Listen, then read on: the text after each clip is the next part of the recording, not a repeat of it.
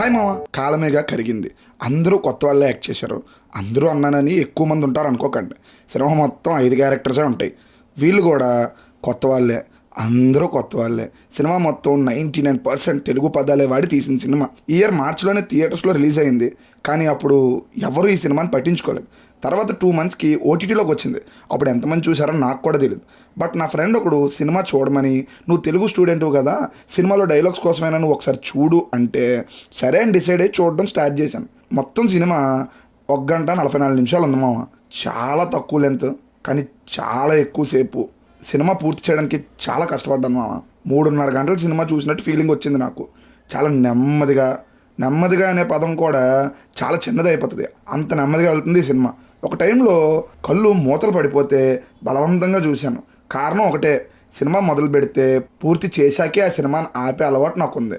Director గారికి పొయిటిక్గా ఒక సినిమాని చెప్పాలి అనే ఆలోచన మంచిదే, కానీ దాని సెటప్ ఎక్కడ పెడుతున్నాం, ఎలా ఆడియన్స్కి చెప్తున్నాం అనేది ఇంపార్టెంట్.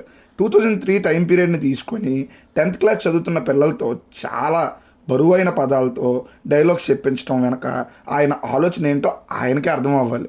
సినిమా గురించి పూర్తిగా మాట్లాడుకునే ముందు స్టోరీలోకి వెళ్తే చాలా సింపుల్ స్టోరీ. 10th క్లాస్లో ప్రేమించుకున్న 2 లవర్స్ ఒక కారణం వల్ల విడిపోయి పెద్దది కాక మళ్ళీ ఎలా కలిశారు అనేది రిమైనింగ్ స్టోరీ.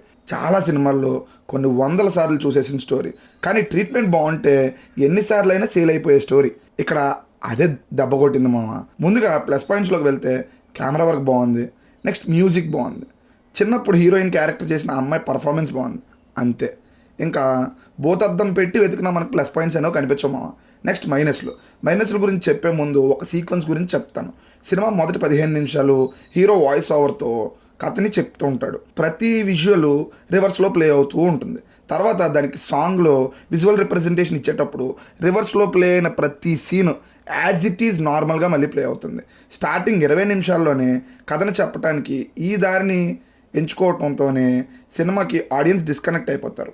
నెక్స్ట్ వాయిస్ ఓవర్తో కథను చెప్పటం అంటే చూస్తున్న ఆడియన్స్ని సినిమాకి కనెక్ట్ చేసే పనిలో ఉన్నామని అర్థం. కానీ చాలా పెద్ద పదాలతో, చాలా లోతైన అర్థం ఉన్న మాటలతో వాయిస్ ఓవర్ వస్తుంటే దానికి సంబంధం లేని సీన్స్ వచ్చి ఏంట్రా ఇది అనిపిస్తుంది.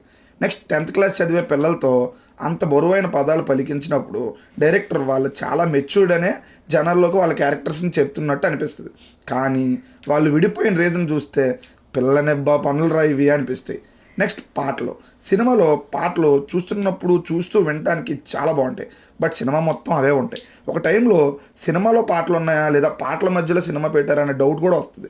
ఎక్సెప్ట్ హీరోయిన్ చైల్డ్ క్యారెక్టర్ చేసిన అమ్మాయి తప్ప మిగిలిన యాక్టర్స్ అందరూ పర్ఫార్మెన్స్ చాలా ఆర్టిఫిషియల్గా ఉన్నాయేమో. అండ్ స్కూల్ పిల్లలతో love track, lip lock scenes ఇలాంటివి పెట్టి అసలు ఏం చెప్దాం అనుకుంటున్నారు అనేది నాకు అర్థం కాలేదు మామ.